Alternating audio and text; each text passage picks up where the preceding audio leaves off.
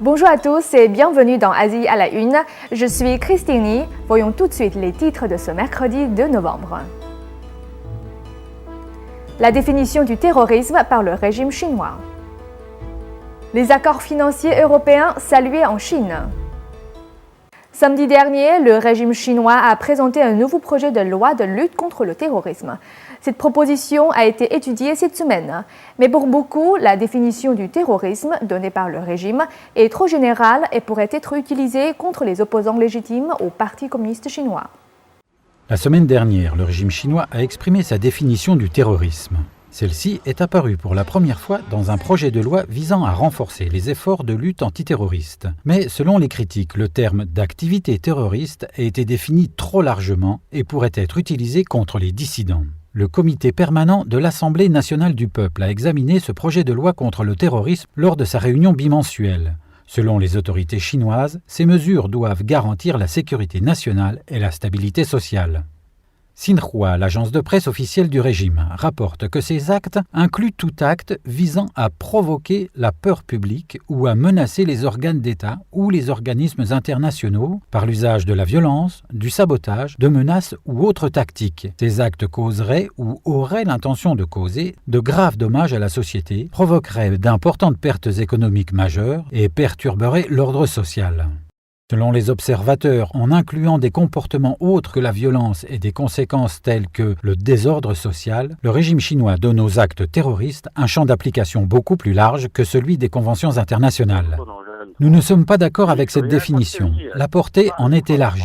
Les actes terroristes et les groupes terroristes utilisent la violence pour provoquer la peur dans la société et mettent en danger les intérêts publics. Cela n'inclut pas les actes dirigés contre le gouvernement ou les organes d'État. Le public a le droit de s'opposer à son gouvernement et à ceux qui sont au pouvoir.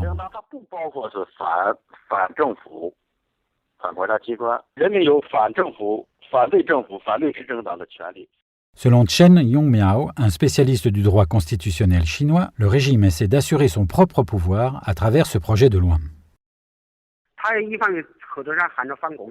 Avec les récentes modifications du droit pénal ou la loi sur l'identification personnelle, il est assez clair que le pays se dirige vers un État policier. Cette loi antiterroriste deviendra rapidement un mouvement anti-droit. Les dissidents et les militants des droits humains seront la cible des efforts de lutte contre le terrorisme. Le but du régime est de sécuriser son pouvoir et de protéger le Parti communiste.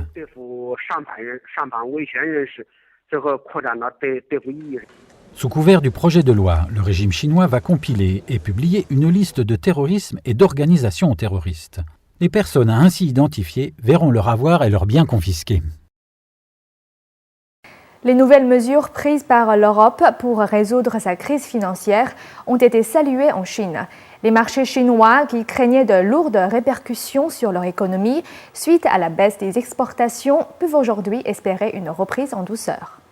Jeudi 27 octobre dernier, les dirigeants de la zone euro se sont accordés sur un ensemble de mesures visant à juguler la dette souveraine européenne. Cet accord demande aux propriétaires privés des obligations grecques d'accepter une dépréciation de 50% sur leurs investissements. Par ailleurs, le fonds de stabilité de la zone euro va atteindre 1 000 milliards d'euros. Les investisseurs en Chine, qui craignaient un ralentissement brutal de l'économie chinoise, ont été soulagés. Les marchés ont été agréablement surpris devant autant de détails, en particulier sur la dépréciation de 50%. Les rapports antérieurs indiquaient que les banques exigeaient 40%, tandis que l'Union européenne voulait plutôt du 60%. Les chiffres annoncés jeudi ont renforcé l'espoir. L'indice Hang Seng a clôturé en hausse de 3,26%, l'indice chinois des meilleures sociétés de Hong Kong a progressé de 5,13%, et le Shanghai Composite a fini en hausse de 0,34%. Les fortes inondations en Thaïlande contrarient les projets de voyage des touristes chinois. Les pluies torrentielles en Asie du Sud ont forcé les agences de voyage à annuler leurs circuits touristiques. En Thaïlande, ce sont plus de 9 millions de personnes qui ont été touchées. De nombreuses agences de voyage chinoises ont annulé les forfaits de voyage à destination de la Thaïlande en raison des inondations prolongées. Depuis la fin du mois de juillet, des inondations causées par les fortes pluies de mousson et les tempêtes tropicales ont frappé 62 provinces de la Thaïlande et touché près de 10 millions de personnes. Selon une agence de voyage, Chuai, en Chine, presque tous les circuits en Thaïlande ont dû être annulés. Certains de nos clients n'ont pas voulu entreprendre leur voyage. Environ 5 circuits ont été annulés. Normalement, nous avons 1 ou 2 circuits par semaine en Thaïlande. C'est une destination populaire dans l'Asie du Sud. Une autre agence de voyage de Chuai a également dû annuler 5 de ses circuits en Thaïlande. En fait, les voyages vers Bangkok vont certainement être annulés. Quant aux autres destinations comme Phuket, on ne sait pas si elles seront maintenues. S'il n'y a pas d'inondation dans ces lieux, nous réfléchirons à maintenir les circuits. Dans le même temps, les prix des fruits thaïlandais à Shanghai ont également augmenté. Les inondations prolongées en Thaïlande ont bloqué la circulation locale, affectant les exportations du pays. Après une courte pause, restez avec nous à suivre dans un instant. Les œuvres de Ai Weiwei exposées à Taïwan. Shen Yun dans le New Jersey, tout était parfait.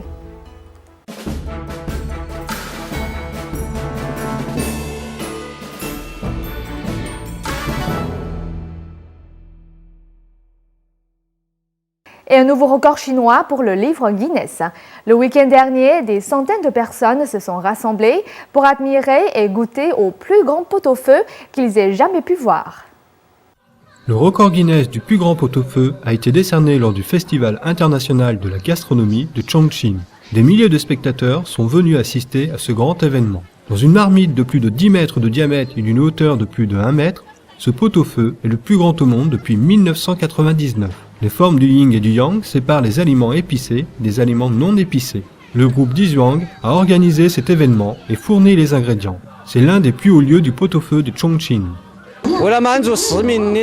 Pour répondre au goût des citoyens, nous avons fourni suffisamment de plats. Nous avons 4 sortes de viande et 4 sortes de légumes pour chaque repas. Pour une personne moyenne, c'est largement suffisant. Une foule de spectateurs a acheté des tickets pour ce festin.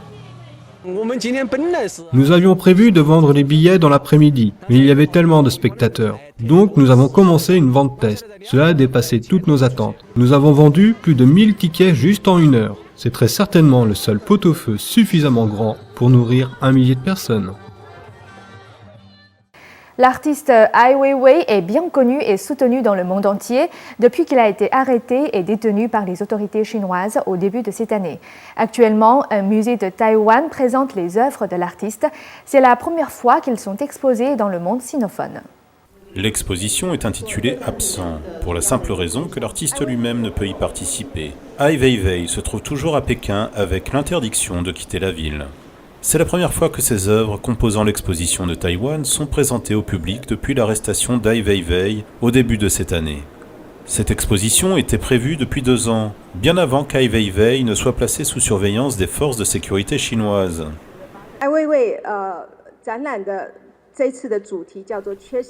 L'exposition d'Ai Weiwei est intitulée « Absent ».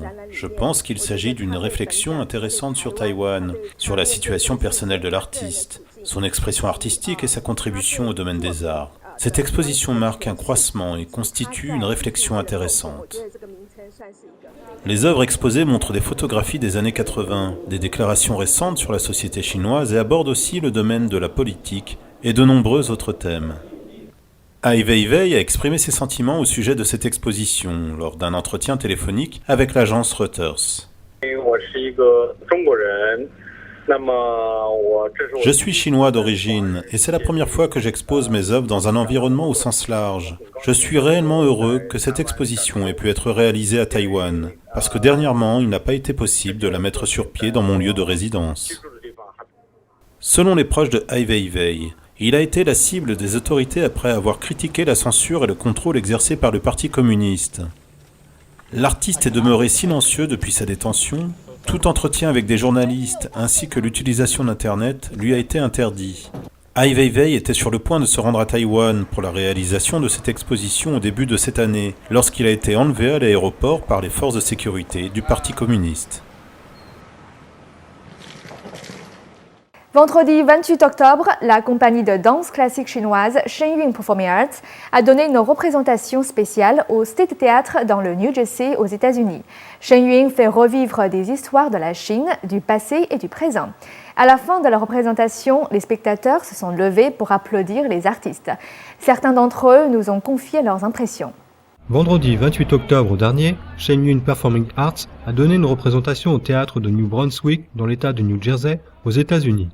Ce spectacle présentait les meilleures séquences de ces 5 dernières années. Je crois que c'est le meilleur spectacle que j'ai vu dans ma vie. J'ai 80 ans et je n'ai jamais rien vu d'aussi bien. De nombreux spectateurs travaillent dans le milieu artistique. William Grosso était venu à New York pour assister au concours international de chant chinois organisé par NTD. Il est également venu voir Shen Yun. Tout était parfait. La musique, les danseurs, les chanteurs. Le musicien Frank Angruloy s'est exprimé sur le dévouement évident des artistes. C'est un groupe d'artistes talentueux et dévoués. Ils voyagent dans le monde entier et ils consacrent leur vie à donner le meilleur d'eux-mêmes. Natalia Stepanova est une professeure de danse. Elle a enseigné partout dans le monde ces 20 dernières années. Elle a emmené ses élèves et leurs parents vers le spectacle. J'ai observé la réaction de mes élèves. Ils ne pouvaient pas quitter la scène des yeux. C'est un tel mélange de création graphique. Cela attire les enfants et les aide à mieux comprendre l'idée de chorégraphie, en leur donnant de belles leçons d'histoire. 5000 ans d'histoire, et cela se sent. Cela se sent dans chaque geste. La nouvelle tournée 2012 de Shen Yun commencera par des représentations à Dallas, au Texas, du 16 au 18 décembre. Voilà, c'est la fin de ce journal. Merci de l'avoir suivi et c'est avec plaisir que je vous retrouverai demain pour de nouvelles informations.